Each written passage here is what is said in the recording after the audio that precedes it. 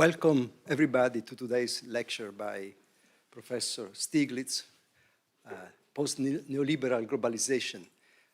It is a great pleasure to have Joe Stiglitz here, not only for his reputation, how much we learn from him over time, but I think especially for a reason that we are in a situation where things are changing pretty quickly in many dimensions, and good thinking is lagging behind. So in a way, Joe Stiglitz is an example of how good thinking can be fed by policy emerging issues and come back with solutions, with criticism, with new views, which have policy implication and shape the institutional governance that can make things happen. So I stop immediately, not to take away time from the lecture, and I give the floor to Glenda.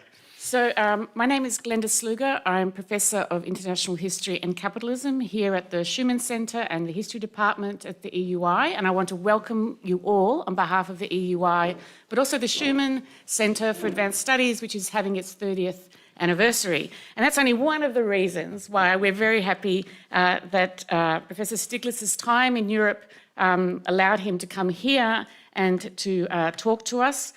I don't think I need to spend much time on his CV, and if I was to, I would spend the whole time probably just going through it. But you know, I don't think anyone doesn't know that Professor Stiglitz is a Nobel laureate in economics. He's currently at the University of Columbia as professor. He's a former chief economist of the World Bank, chair of the US President's Council of Economic Affairs, advisors, co-chair of the High-Level Commission on Carbon Prices, co-chair of the Independent Commission for the Reform of International Corporate Taxation, lead author of the 1995 IPCC Climate Assessment, and it goes on.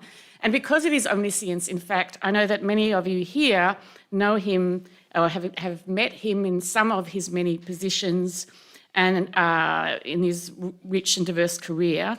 I got to know him a little bit better today through his autobiography at the Nobel site, which I would recommend. And there I discovered Joe Stiglitz, who valued the influence of his early education in history, thank you, as well as his earlier education by way of growing up in Gary, Indiana, which he describes as a city whose rise and fall paralleled the rise and fall of the industrial economy. So Professor Stiglitz is an economist who values seeing the world as it is and from the other side. And I think whichever way we want to interpret from the other side, as he describes it, that perspective has never been more important as we consider what sits on the other side of the long 20th century version of globalisation, what version of an international economic order we might work towards.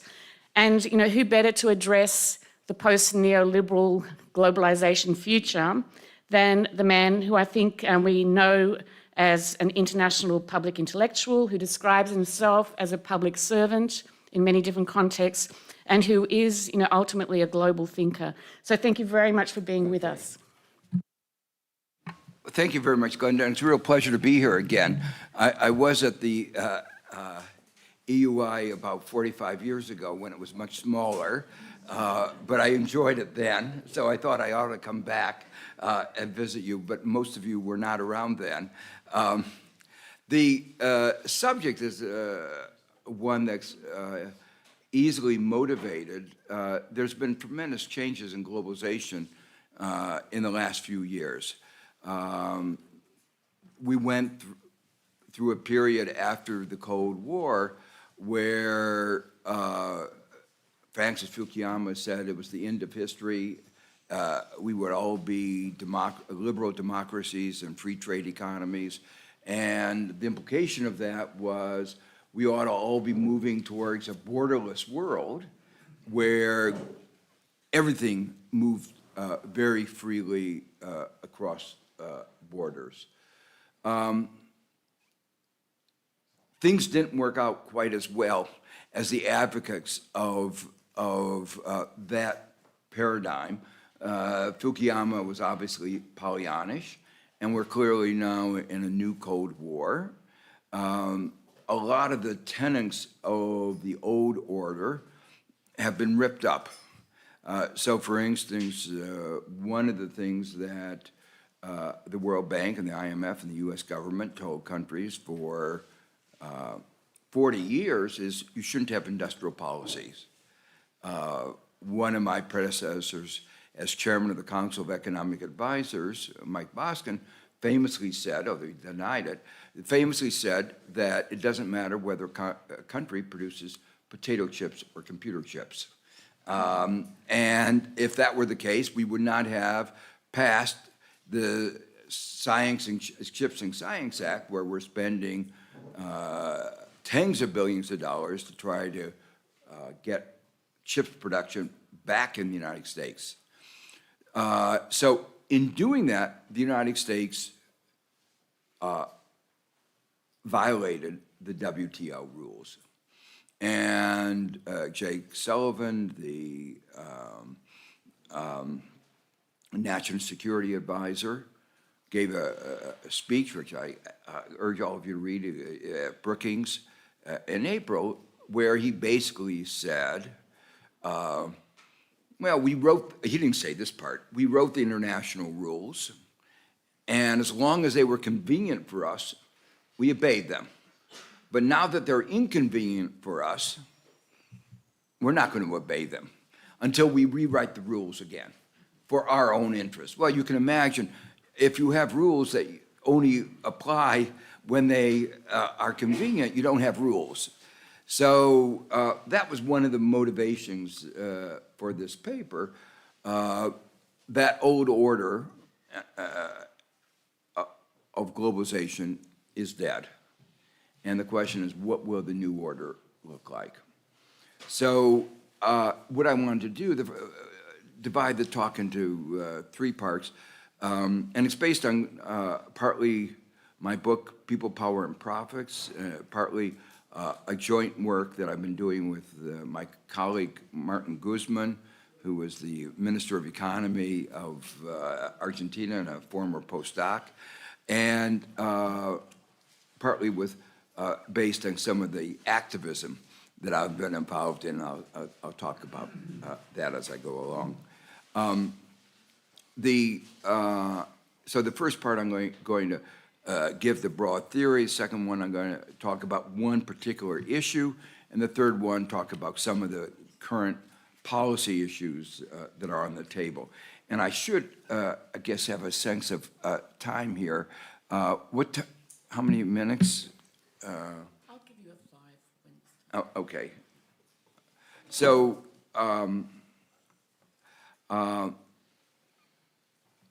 the neoliberal order that we had for the past 40 years nominally was based on premises of a well-functioning neoclassical economy. I say nominally because if you look underneath the surface, it was more based on power relationships. But what we tell our students, it's all about the neoclassical model, and that goes back to Adam Smith talking about taking advantage of economies of scale, the pin factory, the wider the market, the more those advantages. David Ricardo's talked about taking advantage of comparative advantage. Having free flow of factors meant factors go to where they are most productive, and that means GDP increases. All of this, as I say, leads to higher outputs, and that could make everyone better off. But there were multiple flaws in this analysis, and much of my work over the last 50 years has been to try to identify those flaws and to highlight them. It assumed away market imperfections, some of which are inherent, like imperfections in information and imperfect risk markets. You know, you can say some imperfections are institutional, you might get rid of them, but you just can't solve the problem that there are always going to be imperfections of information. It ignored externalities, and with climate change, pandemic, public health issues, externalities really are at the fore. It ignored technological change, and that's really remarkable. It was sort of an inconsistency in the rhetoric that was used for free markets. Economists relied a lot on Arrow and DeBruy's work, the first welfare theorem that said competitive economies are Pareto optimal. But a key assumption of Arrow and DeBruy was that technology was fixed. And Arrow, at least, never liked that assumption, but he knew that if he dropped that assumption, the theorem was not true. He never fully developed that. He did in one of his papers in 1962, and I'll come back to that. Bruce Greenwell and I have further developed and showed more broadly, once you introduce technological change, markets are not in general Pareto efficient. That's really important because a lot of people on the right don't refer to the first theorem of welfare economics. I never heard Barry Goldwater talk about the first welfare theorem. They talked about the dynamic properties of markets. But once you do that, actually, competitive analytic economics says it's wrong. And the next point is a really important one that many people ignored. Much of policy ignored what is called second-best economics. With multiple market failures, eliminating or reducing one market failure may actually lower welfare. And I'll give an example in a minute. And then finally, while the analysis said by maximizing GDP, everyone could be made better off. That is to say, you had a bigger pie, and if you sliced it correctly, everybody could get a bigger piece. In fact, anybody who looked at any political analysis, what actually happened was that some people wound up with a smaller slice, and they were worse off. So that meant it was not, in fact, Pareto efficient. So there are a whole set of theorems explaining why neoliberal globalization might not work.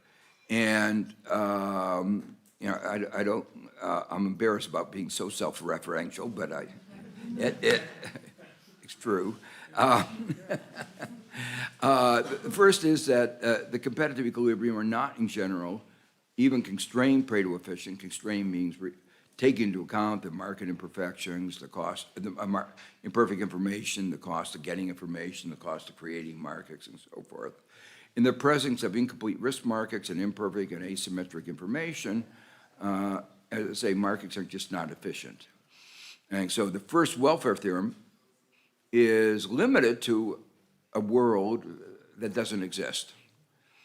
So the way I sometimes put it is, you know, Adam Smith's invisible hand, that the pursuit of self-interest leads as if by an invisible hand to the well-being of everybody in society. The reason that the invisible hand often seems invisible, that is, it doesn't seem to be working, is because it's not there. And that the markets don't have that kind of property that Smith assumed. And then David Newbury and I showed in a paper that with imperfect risk markets, trade liberalization could make everyone in every country worse off. So it wasn't only that there were distribution effects, it could make everybody worse off. And then I showed that with imperfect risk markets, actually should be with imperfect risk markets, capital market liberalization may be welfare decreasing. And that was really important because one of my battles in life was with the IMF in 1997, where the IMF tried to change its charter to Articles of Agreement to allow it to push countries to have capital market liberalization. When the IMF was founded in 1944 with Keynes, Keynes did not believe in capital market liberalization. He was adamantly opposed to it. And so an institution that he helped create turned, as often you create institutions, and then, 20 years later, the people running them stab you in the back and go in the opposite direction. And so that's what happened at the IMF. And at the point right after I became chief economist of the World Bank, that was on their agenda. There was a Hong Kong meeting where they were going to ratify this change to allow them to push capital market liberalization. Well, the events turned out not well because the East Asia crisis was just beginning. It began in Thailand in September, and I met with all the finance ministers and tried to get them to put on tougher capital controls, undermining the IMF. But before we could get all organized to do it, the Indonesian crisis and then the Korean crisis, and so we had a full-blown crisis. So the point is, I opposed it in part because I thought there was no analytic foundations for it, that it was not welfare increasing. And I finally, gave the proof of it in a paper in 2008. And then finally, bringing on innovation, which is central to modern economies, with learning by doing, market equilibrium is essentially never efficient. So those were some of the theorems that help us understand why you should not have expected neoliberal globalization to have worked. But actually, in practice, things were worse. And they were worse because these were theorems, and then you talk about what are the numbers, and the efficiency gains were smaller than predicted, and the distributive effects were larger. And large groups in our society became worse off with very strong political consequences. And this has to do with something else I didn't point, some of the other assumptions. One of the assumptions of neoliberal economics, neoclassical economics, is costless mobility, intersectoral, across places. And some of the work of people like Simoglu and the MIT group show that in those places where there were big trade shocks, wages went down, unemployment increased, property values went down, showing in fact that there were local effects. People did not move freely. And in work with Bruce Greenwald, we had theoretically analyzed what happens then, and you can get, again, very bad outcomes from a macroeconomic point of view. Moreover, the trade agreements that were part of the neoliberal agenda, called free trade agreements, Europe, you often call them partnership agreements, but neither vocabulary describes what they were. A free trade agreement would be, very short. Free trade means I don't have any tariffs, you don't have any tariffs, I don't have any subsidies, you don't have any subsidies, and that's it. I would say, a free trade agreement would be 3 pages. Free trade agreements are sometimes thousands of pages long. Why? They're managed trade agreements with all kinds of special provisions. No free trade agreement really included agriculture and special interest. And that was the only area where you could have subsidies. If you looked at it, it was managed trade managed for the benefits of large corporations and powerful countries. And the international institutions reflected the same power dynamics. For instance, the intellectual property provision, which played a big role in the pandemic, reflected the interest of big pharma. And I saw that very clearly because the TRIPS provision reflected the U.S. view, and the U.S. view I saw firsthand was driven by big pharma and the entertainment industry. So copyright, we talk about it being really law was the Mickey Mouse bill, because it was intended to extend the property rights of Mickey Mouse. And the IMF reflected the interest of the larger creditor countries. I often refer to it as the credit collecting agency of the rich countries. Well, there are a series of events that began in the early part of this century to undermine neoliberal globalization. Actually, there were some events earlier, but I'm just beginning to talk about these. The 2008 financial crisis showed that financial globalization integration meant that mismanaged financial markets in one country could lead to a global crisis. So it undermined the faith in free capital flows. The 2017, we found Trump showed that powerful countries could rip up the rules at will. He just said, well, I'm going to, I don't care about the WTO. And it was even worse than that. He refused to allow the appointment of the judges at the WTO, so it basically shut down the appellate body at the WTO. And then the 2022, Biden passed the IRA, the most massive subsidy ever. When it was passed, Europeans are beginning to complain about it, but I'll explain. People in the developing countries and emerging markets are really complaining about it even more, even though it had a good purpose. Its purpose was to advance investment in green. But it led to an unlevel playing field. The magnitude was originally, it was supposed to be a $270 billion subsidy, but it was a tax credit, so it was uncapped. And Brookings estimated a little while ago that it was over 1 trillion, but when I was recently in Brazil, they were complaining that their estimates are 1.5 trillion.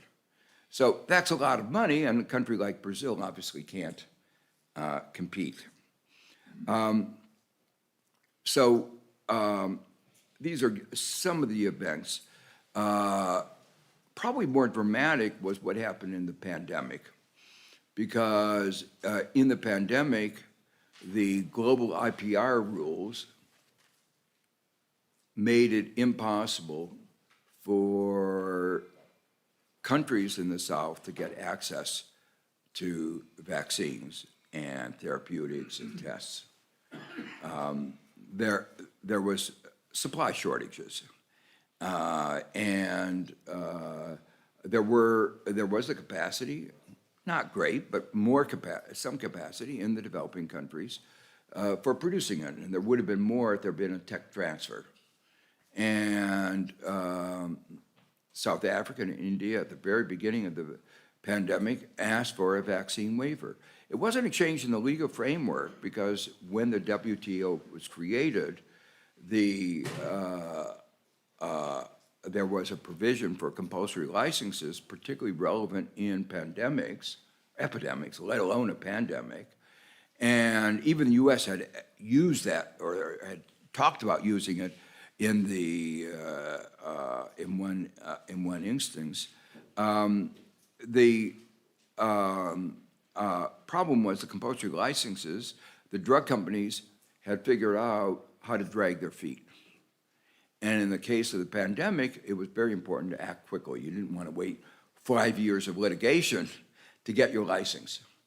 So that was the reason for the waiver. It wasn't, you still pay a royalty, so the drug companies get compensated, but at a fair market rate, not a monopoly rate. But the drug companies wanted to be compensated at a monopoly rate.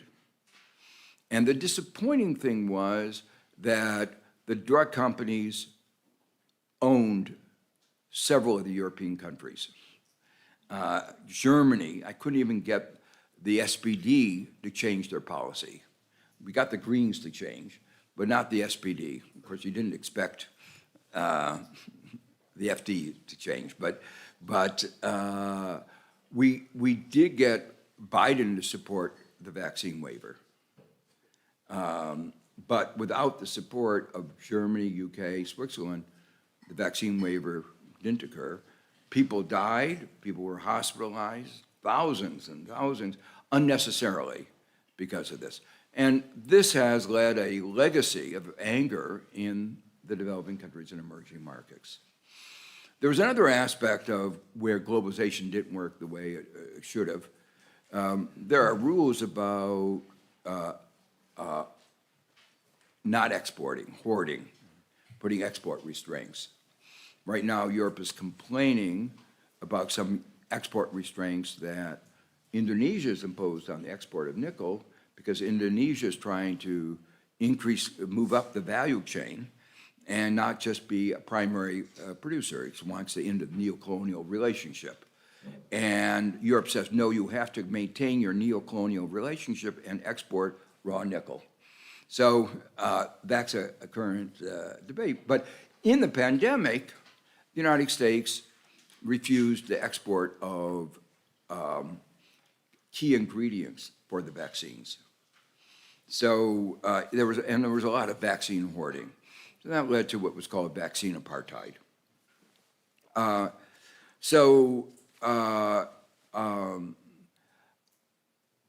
There were other aspects of the imbalances that became very evident in terms of the support for the economies.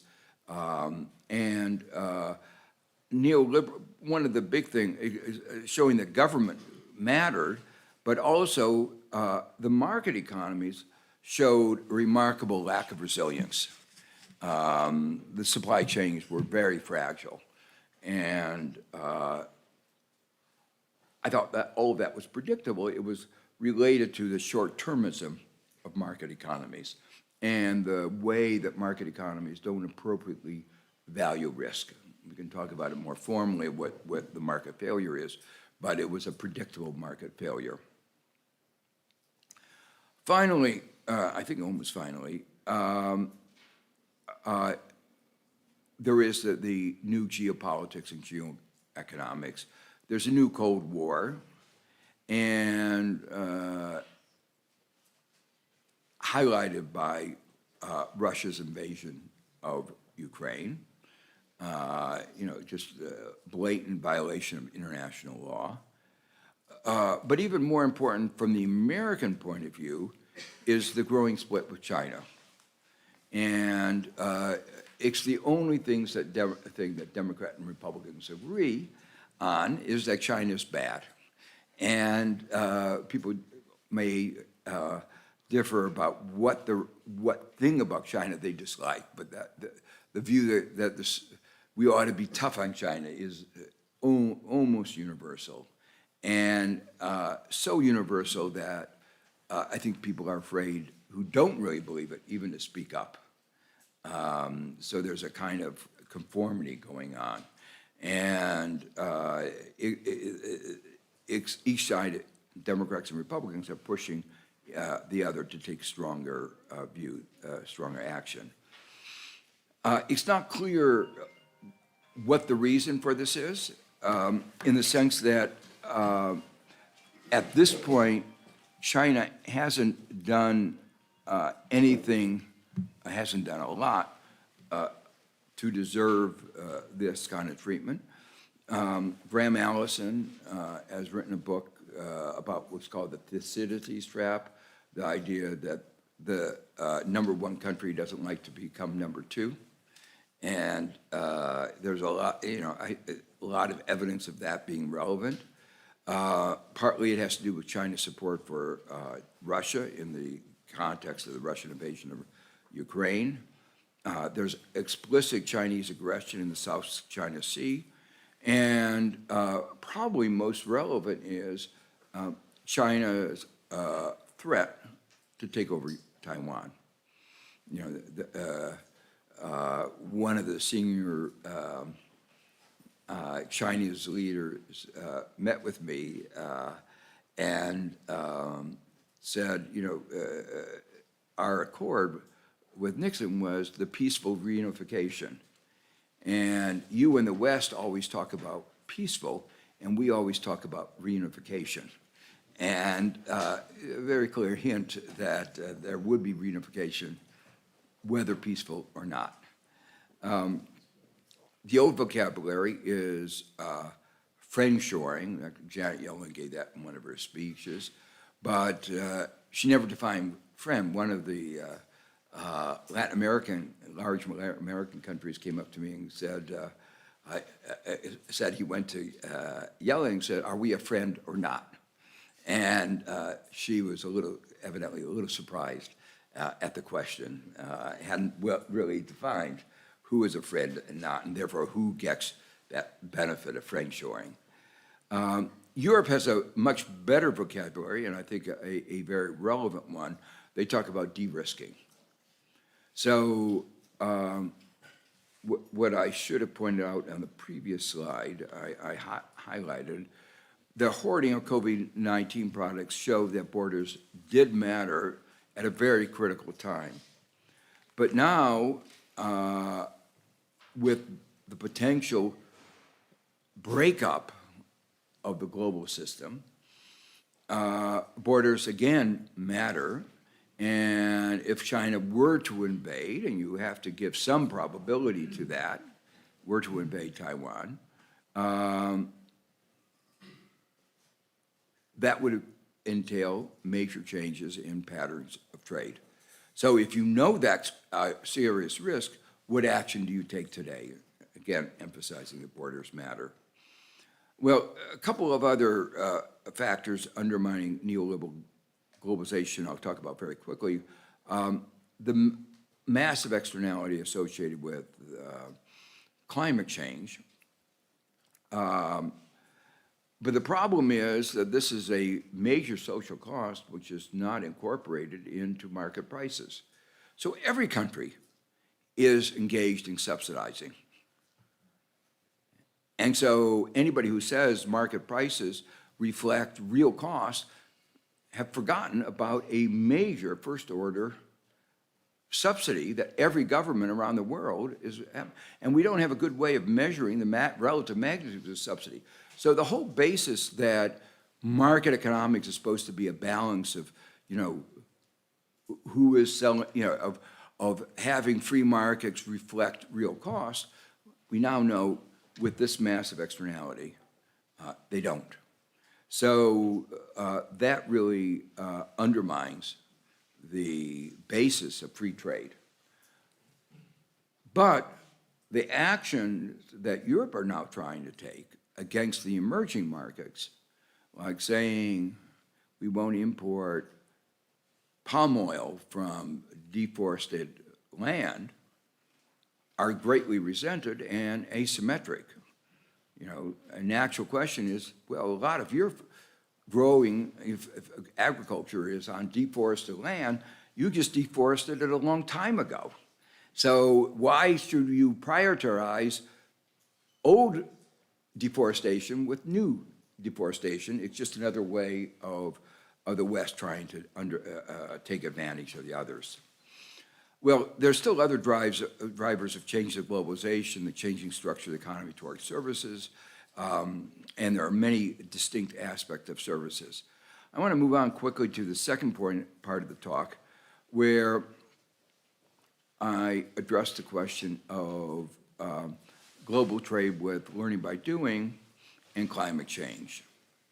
And the experiences that we have raise the question of whether there can really be an international rule of law in the presence of powerful countries. An example I gave earlier illustrates. But a rule of law is still really important for the less powerful countries. So you have the irony right now is that many of the advocates of the rule of law is not the United States, because it's breaking it, but smaller countries who want to be protected against big countries beating them up, or other smaller countries trying to engage. So that's really the context. So in the next few minutes, I want to discuss a special case of trade systems in the presence of learning by doing. And the big point I want to make is that the equilibrium outcomes are likely to differ markedly from output or welfare maximizing outcome. And the hopeful note is that cooperation among medium-sized countries and competition from large powers, which we are seeing today, for support of the other countries may enable the creation of a more balanced system than would otherwise be the case. So the basic idea is if you have learning by doing, where the learning occurs based on your own production, and I'll take the extreme case, you can't transmit the knowledge across borders, but you can transmit dollars across borders. What does it look like? Well, the obvious solution is you have the innovation occur in the places where innovation is easiest. You to look for the comparative advantage in innovation. And then you transfer the dollars. But of course, we don't have a system of easy transfers across borders. So that leads to the question of what would the equilibrium really look like. Before getting in there, I want to talk about a pie in the sky idea. If you wanted to talk about just or fair trading system in this context, how would you think about it? How would you begin to think about it? And I like to think about it in terms of Rawls' theory of justice. And you ask, behind a veil of ignorance, where you don't know which country you were going to be born in, but you had to adopt a set of international rules that you would have to obey no matter where you were born, what set of rules would you want to have? And we know we can describe that precisely, and it would be, again, where you would have efficient distribution of innovation, but widespread redistribution of the income that's generated by that optimal research and learning experience. So those are all you might call pie in the sky. And then I want to look at two other cases. One is the decentralized solution with constrained power. And the constrained power, all I mean by that is where the countries that sign the agreement obey them. Not like the United States, but where, or Europe, but where if you say sign on to the WTO, you actually obey the rules. And the equilibrium, of course, will be the powerful countries will set international rules that maximize their expected welfare. Investment in the innovation will not be optimally allocated. There'll be rules, IPR rules, that benefit the advanced countries at the expense of the less developed countries. And in fact, inequalities will be perpetuated and magnified. But that's not as bad as the next two cases. One is where, as the case that we have, where instead of having the powerful countries obey the rules, you have the powerful countries not obey the rules. And that's really the situation we have. And the equilibrium entails abuse of power, and powerful countries set the international rules ex ante that maximize their expected welfare, knowing that if the rules prove too inconvenient, they will break them. Though powerless countries obey the rules, powerful countries may not enforce the rules ex post if they are no longer in their own interest. And again, the rules even increase inequities even more. So all of this is to try to say how difficult it is to get a just or even efficient system of rules in the current environment where we don't have a global government. So in a way,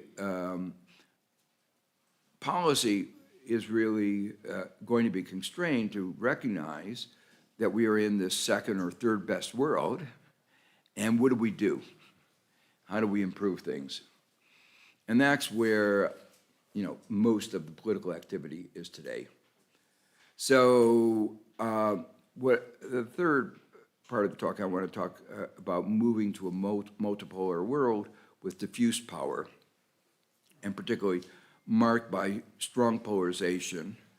And with this new Cold War, I should probably say the divisions are markedly different than in the old Cold War, or at least our perceptions are. It's not so much centering around ideology, though even then that was partially a facade. We always talked about the West being favor of democracy, but we overthrew democracies that we didn't like in the case of Chile and Pinochet. So we were never committed to democracy. There was an embarrassing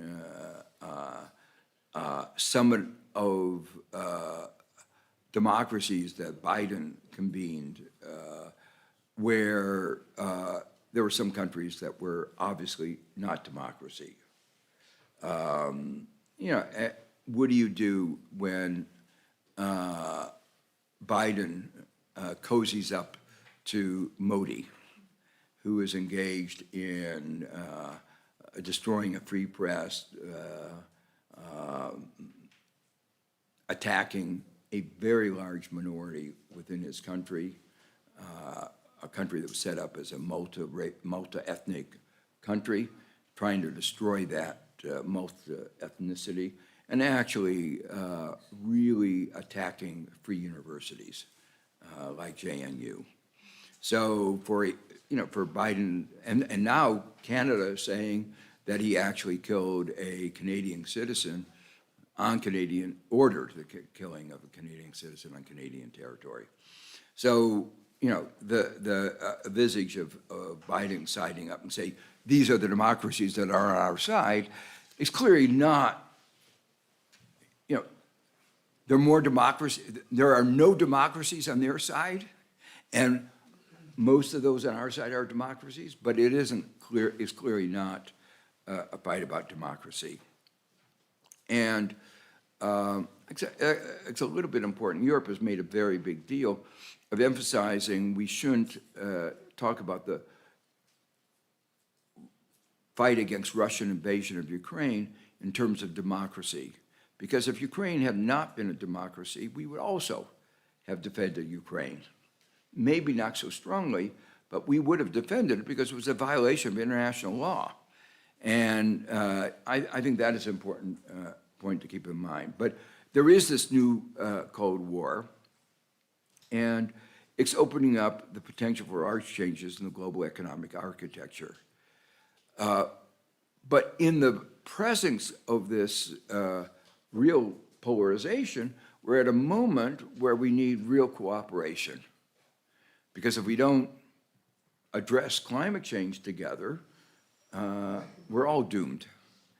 So, and there wasn't that sense during the Cold War, the old Cold War. So we're in this very peculiar situation where there's, we are very interlinked in the way we were not before, economically.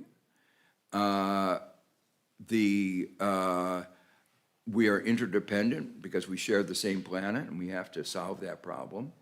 But clearly, there is this growing antipathy. The US has proposed a notion of walled gardens. I don't know if you know it, that there would be some areas where we would not allow free trade, but there'd be other areas where we would. And that's a peculiar and not persuasively persuasive idea. So let me talk a little bit about some of the reforms that are currently being discussed that highlight the dysfunctionality of the current system and maybe hint to where we might go.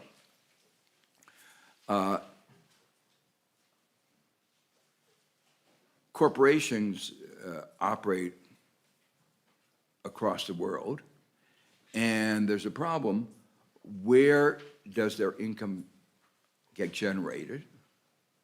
And therefore, where can their income be taxed? And many of you may know that our most powerful and our most innovative corporations are also most skilled at tax evasion, avoidance. Example is Apple, where it claimed that all the profits that it earned in Europe were due to the economic activities of some 300 plus workers in Ireland who were working very hard to make billions of dollars. You can imagine the productivity of each of those workers that they generated so many billions of dollars.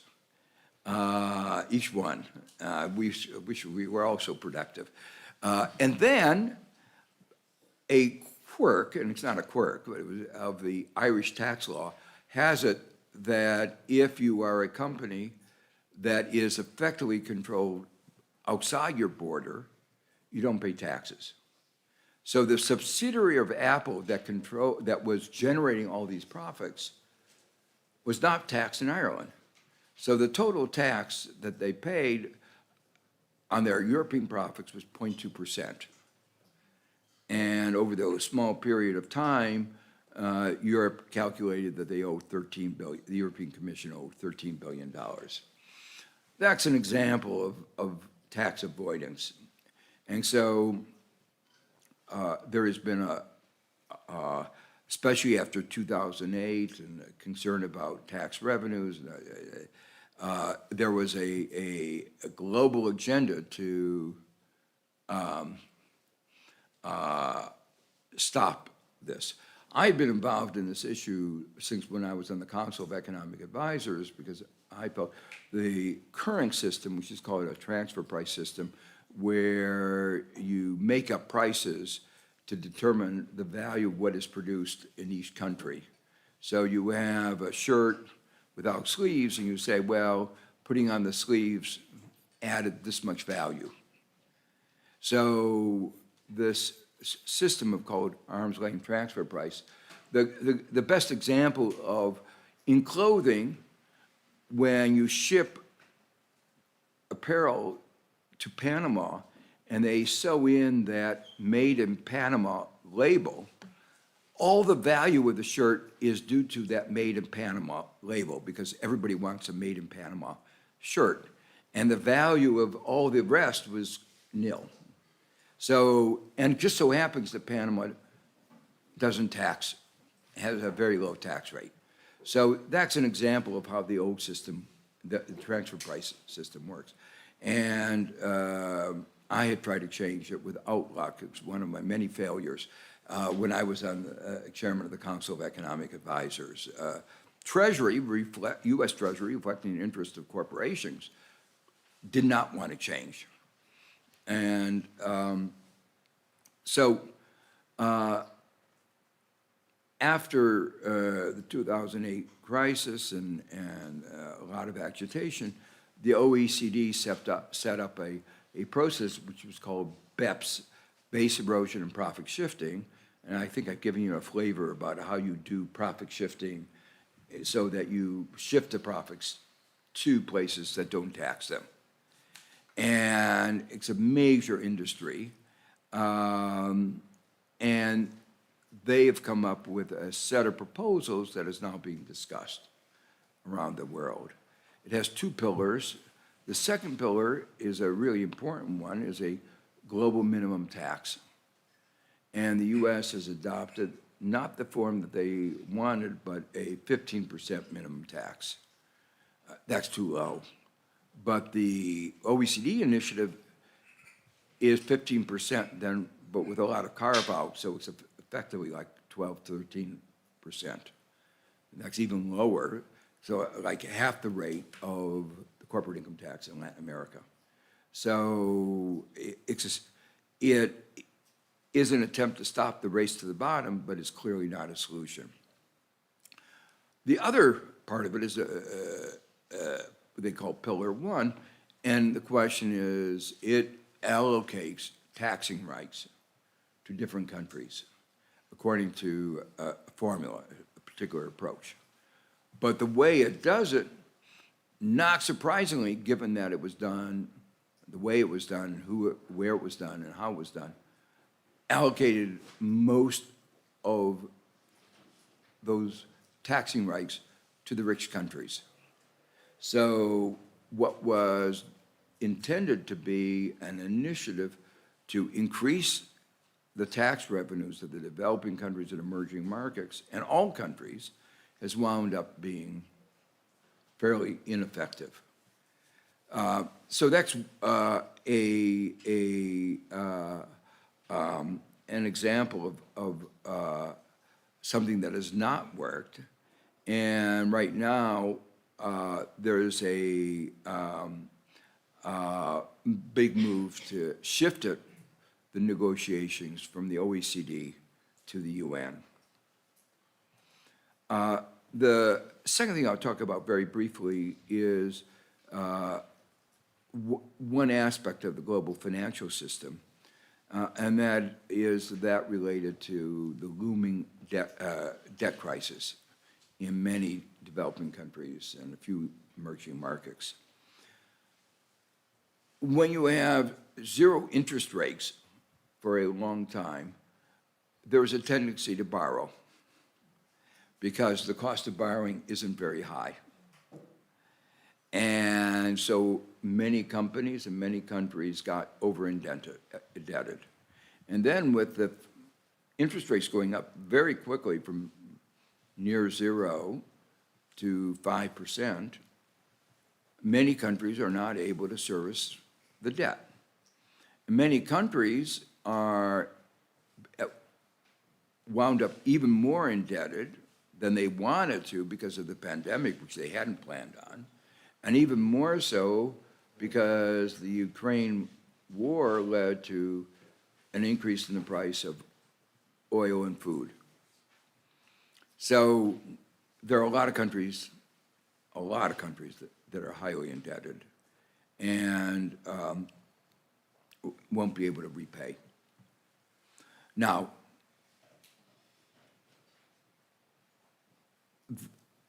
the fact that debt might not be repaid is something that happens all the time. I hope it doesn't happen to any of you, but it is part of life in capitalism. Okay, you get over-indebted, and within our countries, we have ways of dealing with that, which is called bankruptcy laws. And bankruptcy laws decide who has first claim and who has second claim, and how to take the limited resources and allow a fresh start, use the resources most efficiently, and have some fair way of dealing with the claimants. There is no international architecture for doing that. I helped push a set of principles for doing that was hoped to become a framework at the UN. And the UN General Assembly adopted the set of principles almost unanimously. I mean, it's really quite striking. Only 6 countries voted against. Unfortunately, they were the wrong countries. the United States, UK.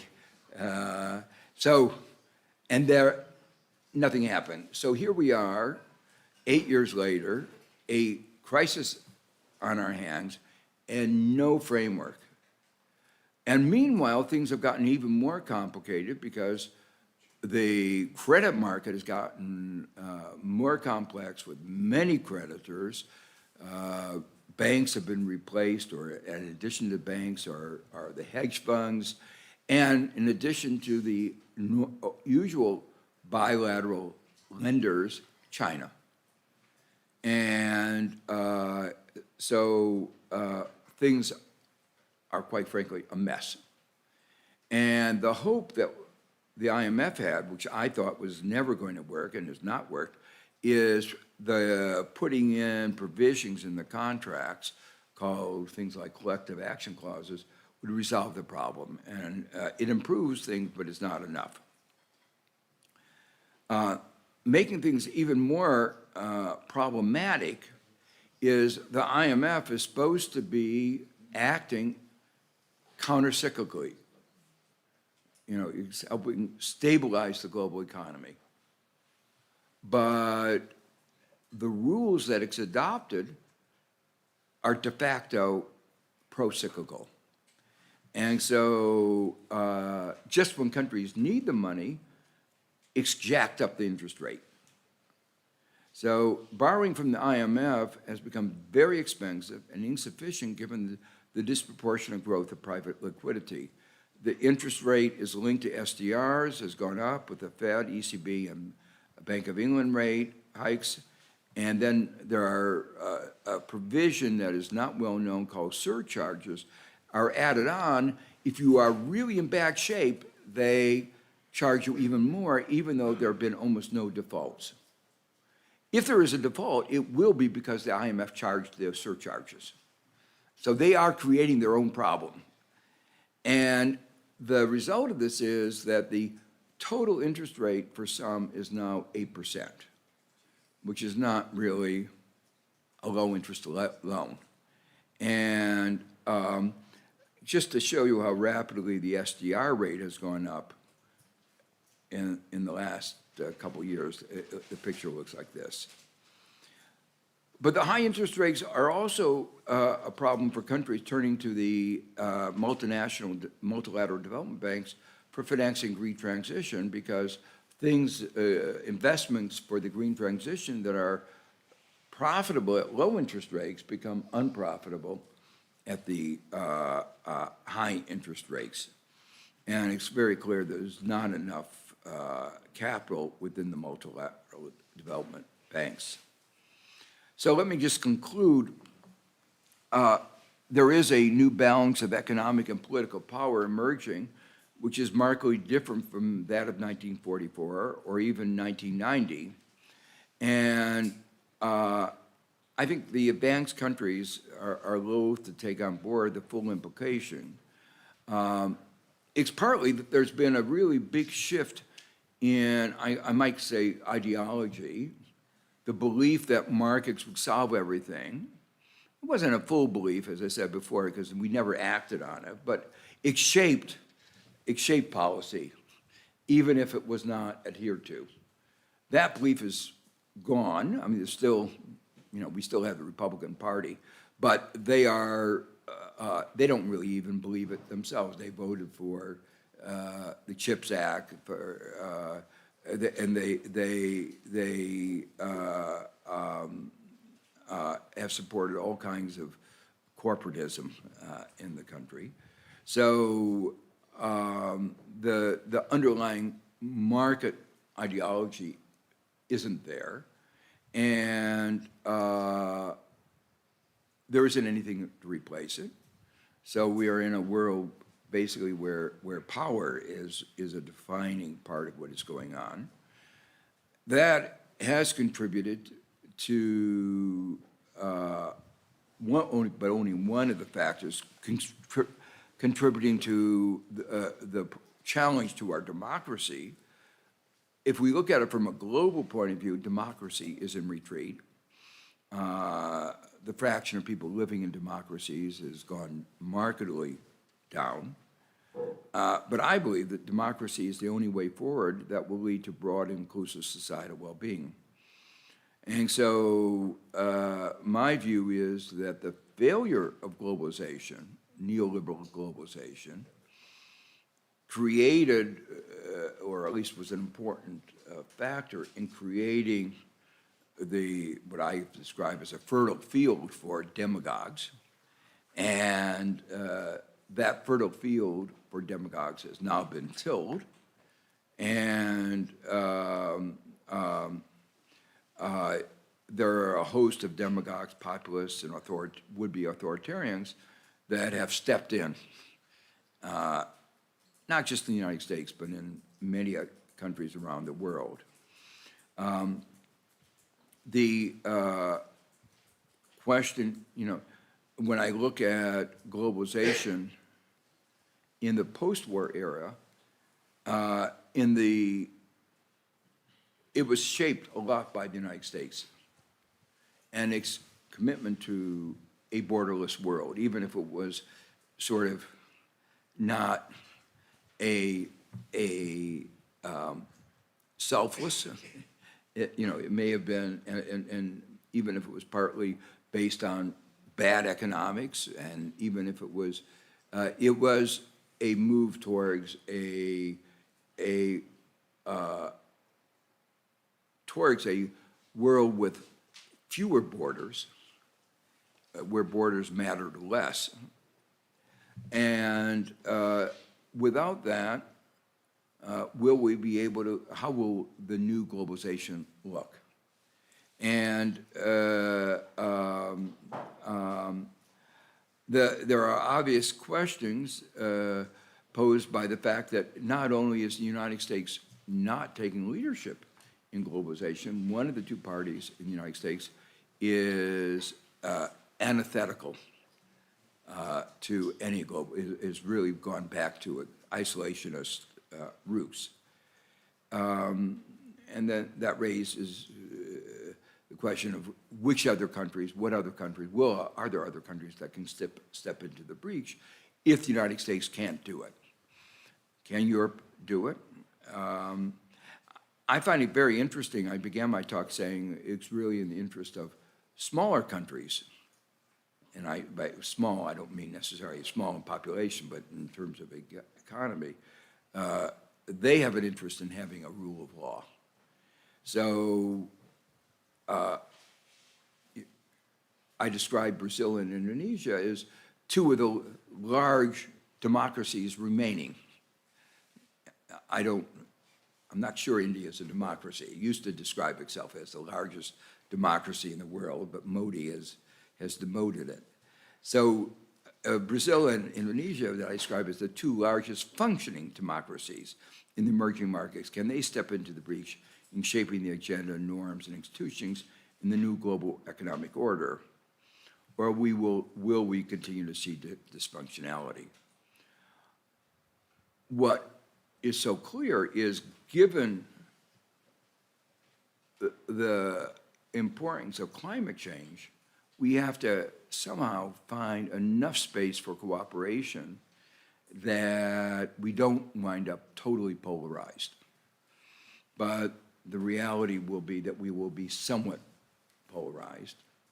And the U.S.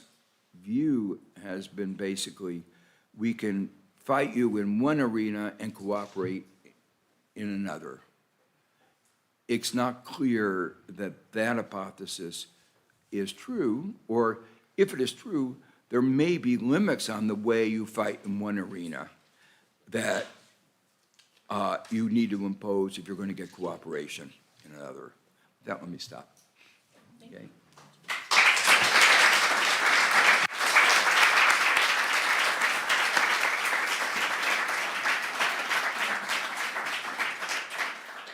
Thank you so much, Professor Stiglitz, for such a wide-ranging and engaging paper. I'm sure there will be plenty of questions. I should say my name is Giorgio Riello, and I am from the history department, where I teach early modern global history.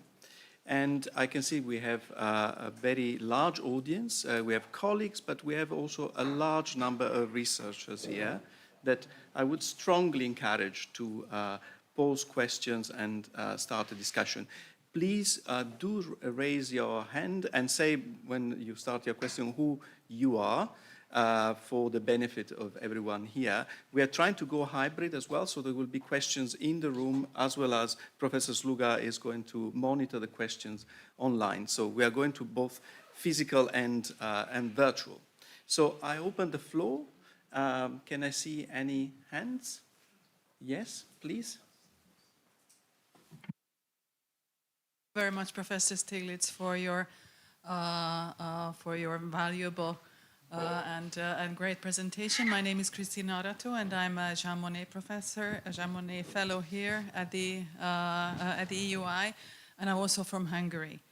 I would like to ask you a question about the very nature of this emerging new world order, because you mentioned two features at the same time, and I would like to ask some clarifications, because in one sentence you said that it is emerging multipolar world order. At the same time you also said we are witnessing an emerging new Cold War that was actually bipolar. So I was wondering about basically the number of the key players you think they are, and related to that, I'm really curious about your opinion about the role of Europe or the European Union in this new emerging world order. Thank you very much.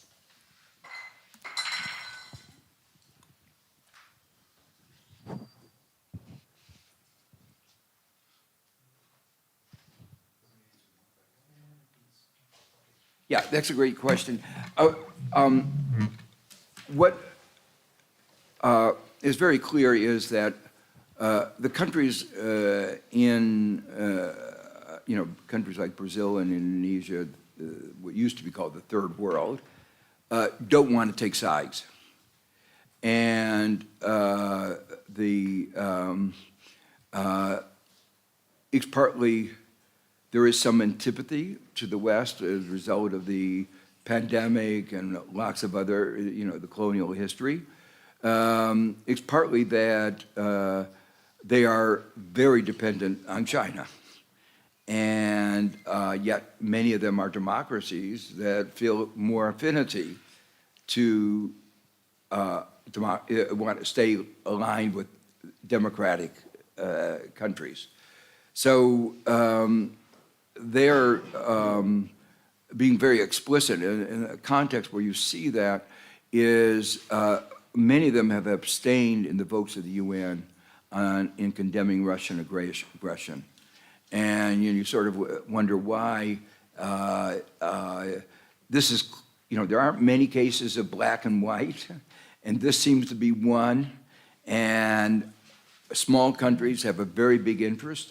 You would have thought in making sure that the international rule of law, that one country doesn't invade another, because if a big country invaded them, they have no ability to resist. So it's very clear that they should be supporting this, and the question is why not? And one of the reasons is that they are trying to stay outside of these two. Now, you're right. The conflict is between basically right now U.S. and China. And the size of these emerging markets is very different from what it was in 1944. The BRICS, which is not, which includes China and Russia, but the BRICS has a larger GDP than the advanced countries. So they're really large in GDP now. So they really do represent another source of power if they were aggregated and if they worked together. And they are now trying to do that in a variety of ways. The BRICS extension was an example of that, to say we are not going to be dictated to by the advanced countries. I thought it was a mistake the way they did it, and I could go. So it is multipolar. It's a bipolar conflict. It's a Cold War, but multipolar sources. Now, Europe is where does it fit in this? Well, it's clear that in the current configuration, Europe is really aligned with U.S. Basically through NATO, but Europe doesn't have its own independent defense force. Therefore, it knows that it's totally dependent on the United States, were that Russia to become more aggressive. And I think, in my sense, is most Europeans would like to be aligned with the United States, but the United States is a very unreliable ally. If we elected Trump, we should want to be a partner. I'm not sure you would. So I've been telling Europe that it really is important for it to, I'm against military spending, but I think in this world, it's what you have to do. And so I think there needs to be a European defense force. And I think Europe needs to be a more independent voice, a separate independent voice. And the reason the reason I think that, because I think human rights and democracy are really important. I think for the most part, with the exception of one or two countries, including yours, Europe is committed to democracy. And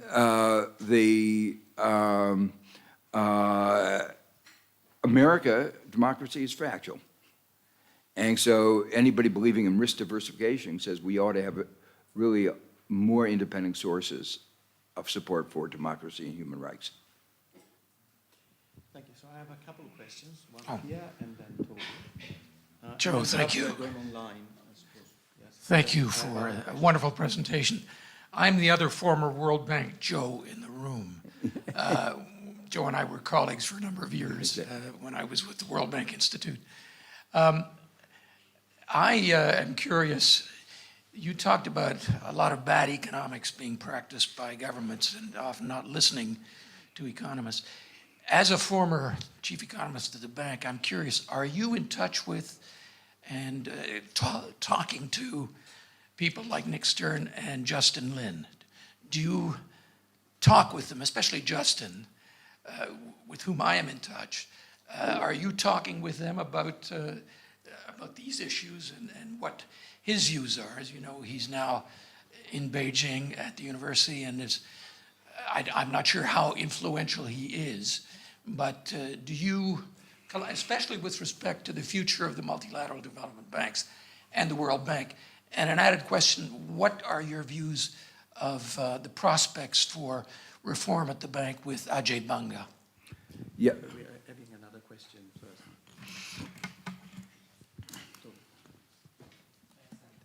Tobias Pfohr, I'm a research fellow here at the Robert Schuman Center, and also from me, thank you for such a thought-provoking overview. I want to just ask a little bit about something you touched upon, but never went into directly, and that's the changing role of central banks in this order, right? So over the last 2 decades, we've seen central banks that take a much more active role in the management of financial market and arguably also in the real economy. And I just want to ask, how do you think that changing role has contributed to sort of the changing global order? And what do you see going forward? And what do you think the role of central banks should be in a world of climate change? And sort of relatedly to that, given that the Fed is the most important central bank in the world, what do you see in those discussions about the preeminence of the US dollar, right? Is there going to be a challenger? Do you think it's here to stay? Sort of just some more thoughts on this. Thank you. Okay. So, yes, I am actually in touch. I've written several papers recently with Nick Stern on climate and how climate and growth can be complementary. What's wrong with the integrated assessment models? How could Nordhaus say it was a good thing to have 3.5 degrees? There must be something deeply wrong with economic models that say that. Would they ignore? And how could that have gotten the recognition that it did? So, and I've also done a lot of Zooms with Justin Lin in China. I think Nick and I very strongly believe in the importance of the multilateral development banks, that there are market failures in capital markets, that those market failures are particularly strong in developing countries and emerging markets. And if you go to a country like Brazil, the private financial markets do almost no real investment. They're all engaged in speculation and lending to households and other things, but not in real investment. And if it weren't for the BNDES, the Brazilian Development Bank, you wouldn't have the Embraer. I came down here on an Embraer airplane, which was financed by the BNDES. So every time I go on a trip in Europe, I get reminded of the importance of development banks. And they are particularly important in the context of greening the economy. And there's a resurgence. We, even in the United States, which is moving into becoming a developing country, we now have a development bank in New York State, which is focused on and working very well and focused on greening the New York State economy. And I'm very optimistic about the new president. I mean, he's very committed to climate change, poverty, growth, has a good view about how you balance it. Africa is a real challenge and knows that is a particular mandate of the bank, because it is focused on poverty, the extreme poor.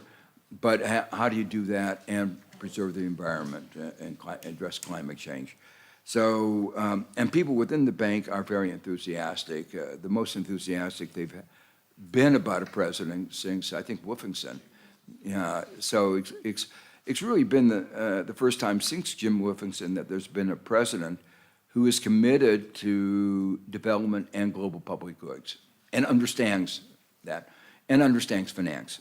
So, I'd love to spend hours on answering your question about the role of central banks, but let me just be very, very brief. The experience both after 2008 and in the pandemic showed that fiscal policy could be very effective. Multipliers were large. Fiscal policy operated in the pandemic very quickly. And the ideology which had said that you ought to rely on monetary policy for adjusting the economy, I think has been discredited. It was never based on any good theory. It was really, I think, right-wing ideology that did not want governments to play an active role in the government, in the society.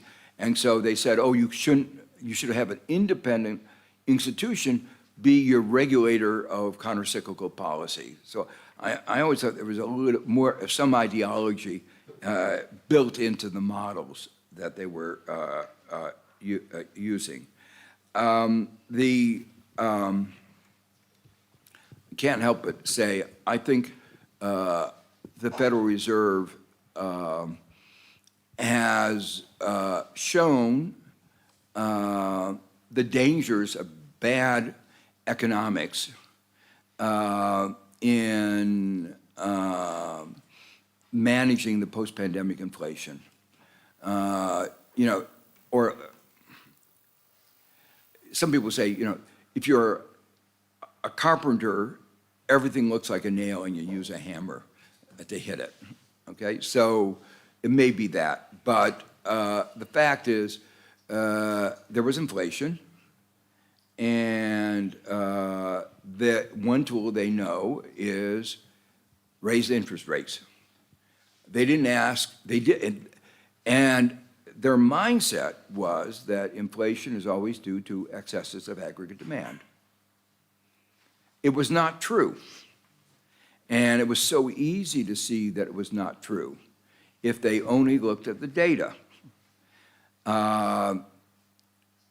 In the beginning of the inflation, the main source, a main source, about a third of the inflation, was due to cars.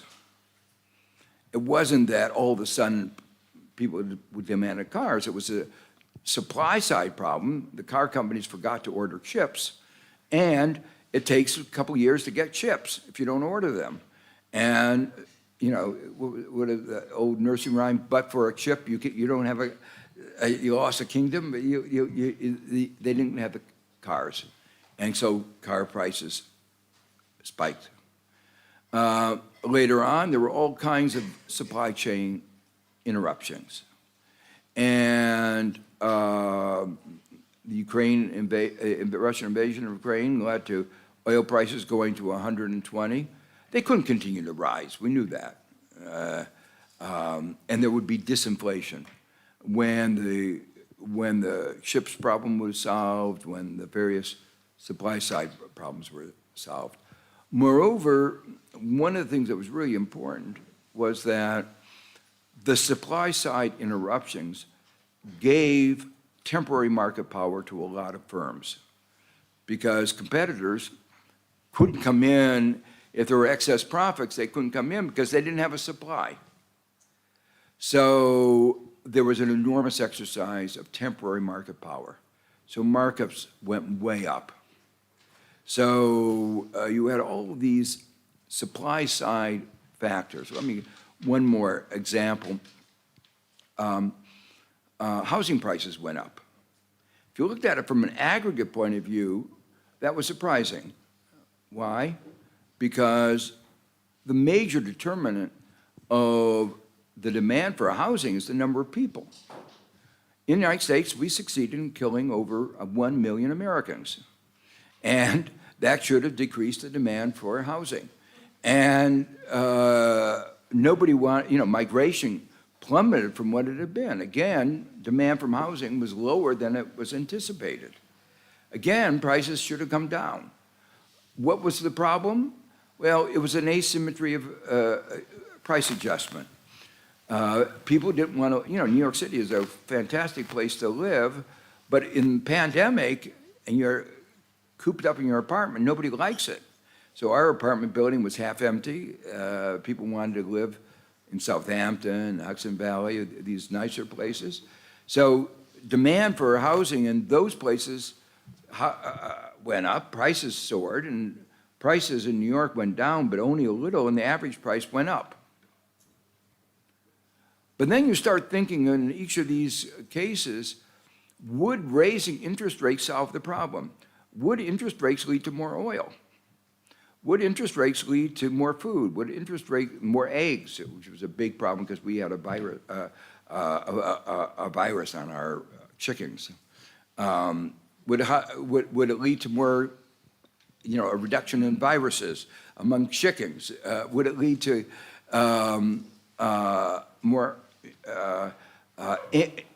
more cars? No.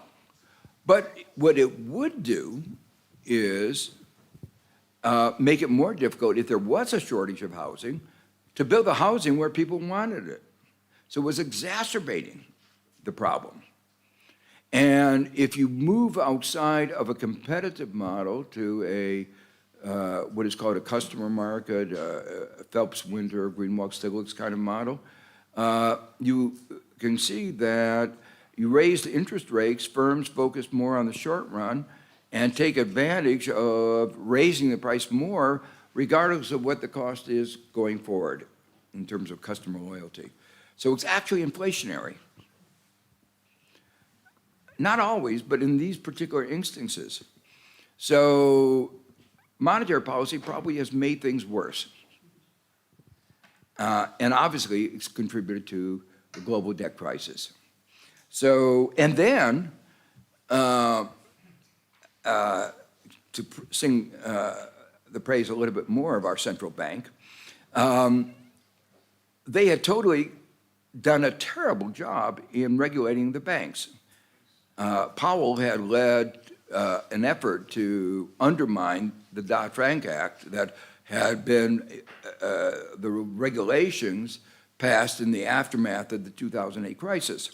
So he wanted to deregulate. And make it even worse, not only did he deregulate, he didn't supervise very well. And what we discovered, amazingly, is that when they were doing stress tests on banks, they did not take into account the fact that when you raise interest rates, the value of government bonds goes down. I mean, it was really amazing how bad they were. That was a part of the problem that we had in the 90s in the banks. So we had the problem of Silicon Valley Bank going bankrupt. Half of all of our startups were in Silicon Valley Bank. It was a major, it was a $30 billion, it was a big failure. It's a big bank. It was a local bank, but it was a big bank. And so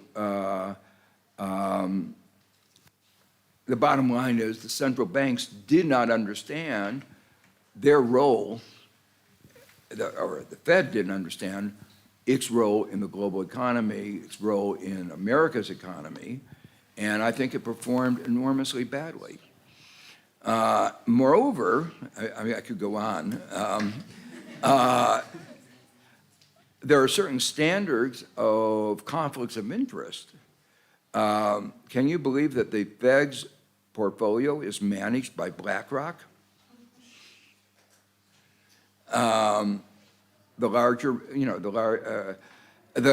They say we have iron walls so that the information you get, we don't. So anyway, that's just the beginning of my tirade against the Fed. I think we have quite a few questions from the audience. So what I'd like to do is actually that you pose all your questions, and then Professor Stiglitz will decide, actually to choose probably one to answer, because we need really to close in the next 5 minutes. So I have a lady here, and then I have Charles and Salvador, and then the gentleman over there, and the very director at the end of the room. And just while the mic's going around, just to say, don't answer this question because the question online, there are lots of them, but the one that really sticks out is post-neoliberal globalisation anti-neoliberal or just after neoliberal? So that's the big one. Or just what? After neoliberal. Oh. Please. Thank you so much for your inspirational lecture. My name is Elena Sedano. I'm a research associate here at the Robert Schuman. And the problem of taxation that you were mentioning was one of the main concerns of my PhD research. And what I've been observing as a legal scholar is that tax and broader regulatory reforms that would foster a fairer and more sustainable economic system, including, of course, taxation, that would, of course, also enhance democracy, I completely agree with you, are forcefully opposed by big global multinationals during the regulatory procedures. And here, at least at the EU, that is where I studied, we have a regulatory system that is evidence-based and not justice-based, I would say, as a lawyer. So it's not looking to the rule of law and to democracy standards. So basically, as many corporations are bigger than states in the end, and those states don't have the machinery to resist the political, but also the knowledge and the evidence creation strategies of these companies, what could we do to fight against them? And one of my questions would be, shouldn't we somehow put into question the neoliberal system that includes an intellectual, shouldn't we interrogate ourselves about the intellectual underpinnings of this market system, in the sense that we are pushing for eternal economic growth, and we need big market players for that, to nurture that economic growth. So the question is, shouldn't we start by putting into question precisely that principle, the need for economic growth and big market players for that? Thank you. Thank you. So the microphone should go that end. And I ask you to be telegraphic in your questions. Hi, I'm Charles Walton, a historian from the University of Warwick. To come back to the Fukuyama, it seems like the Pollyannish Fukuyama has given way to a darker Fukuyama about the effects of technology. And over the past 6 months to a year, governments around the world now seem to be very concerned about the AI and biotech and the fusion of the two, and how that's going to change not only the economy, but also the relation, even the nation, post-Westphalian nation state. Nation states are going to need to depend on AI companies to help protect their own people. So I'm just wondering what your thoughts on AI.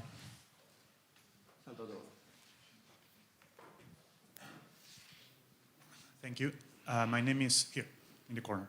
My name is Salvador Lima. I'm a PhD researcher in the history department.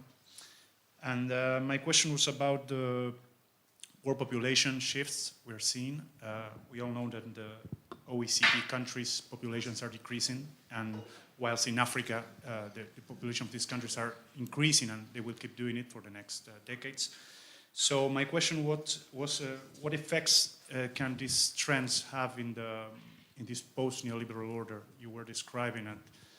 And if, are there any measures the international organizations you mentioned are considering in this context? Thank you. Salvador, can you move the mic to the gentleman over there? Yeah. Hello. My name is Silvanus Kweku Apesogbo. I'm a Jean Monnet Fellow and a professor from University of Guelph, Canada. Yeah. My question is, what specific role is China expecting to play in this new world order? And what is the implication of that for African countries, especially because of the huge influence of China on the continent? So I want you to touch on that. What role does China play in this new order?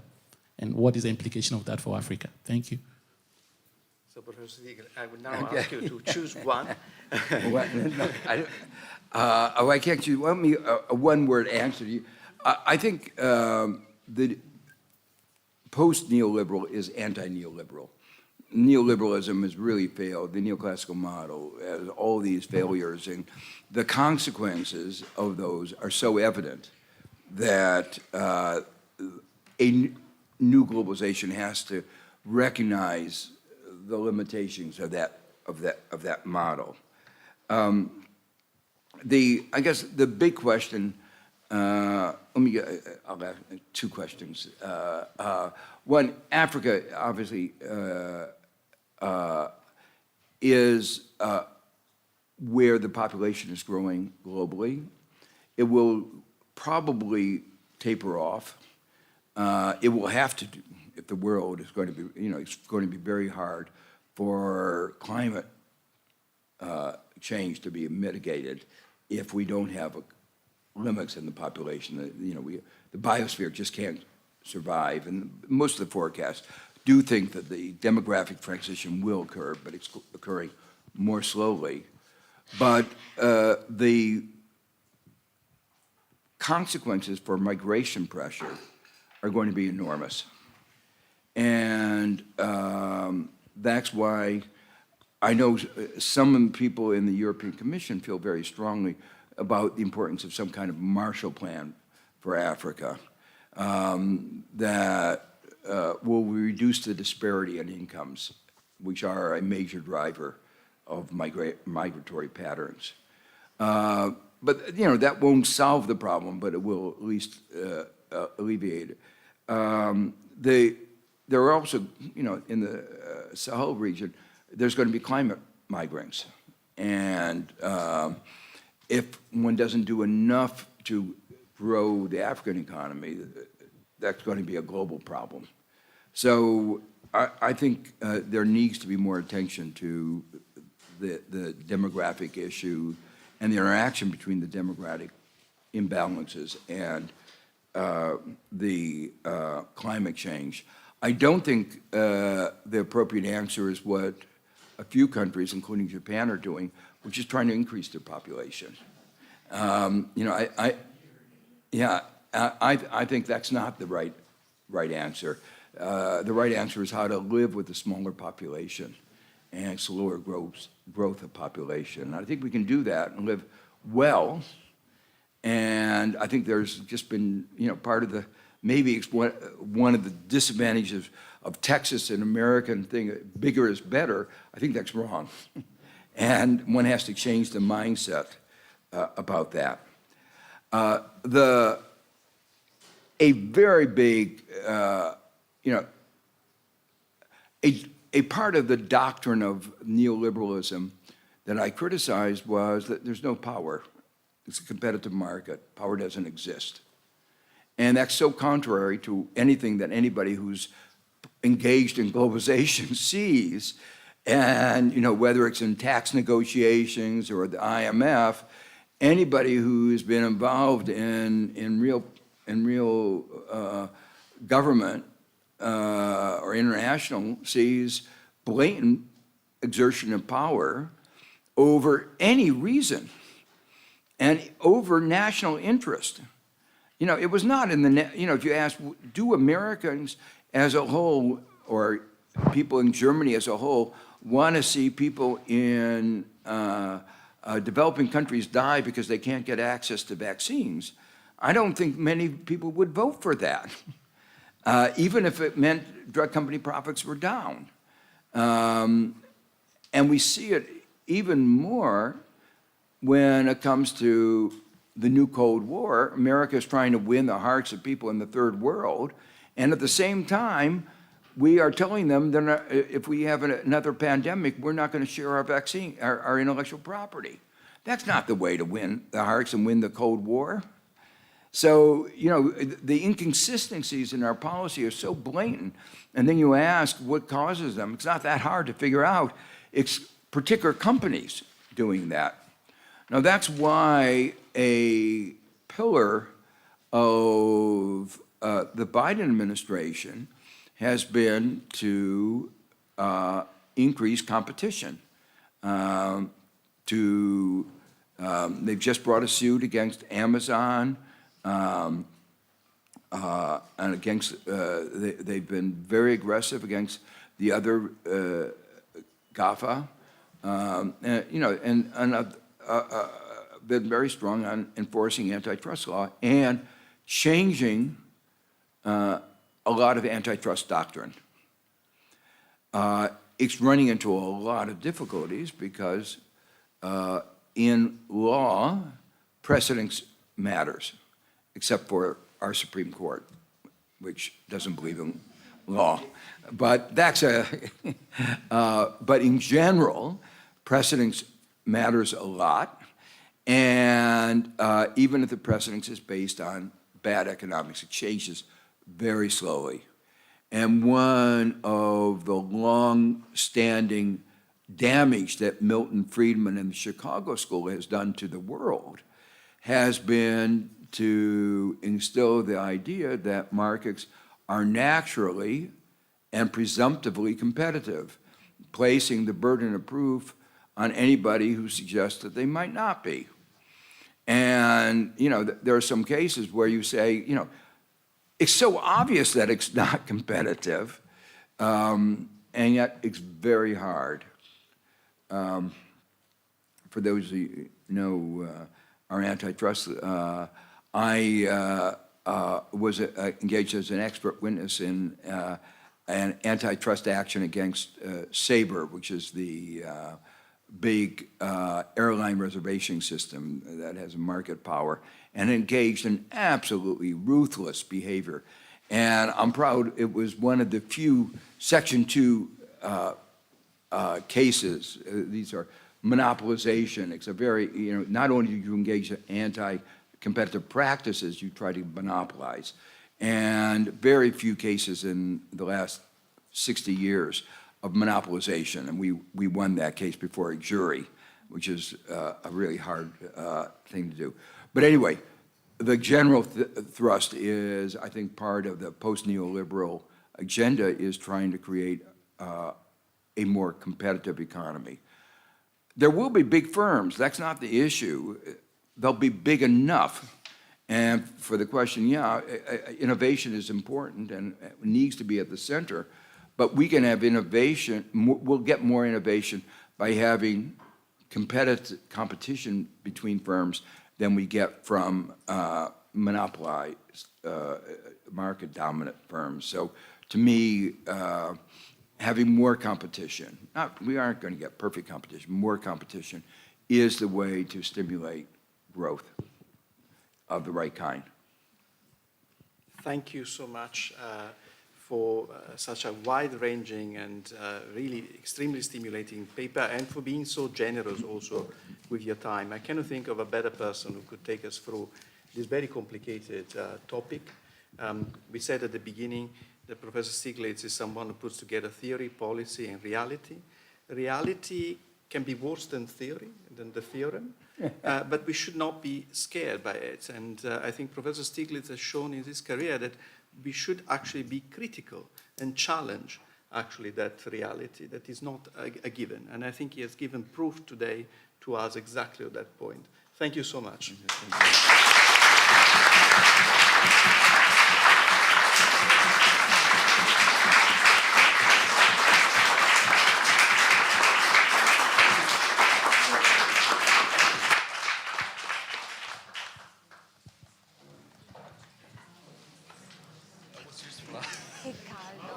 No question from this side. Oh, yeah.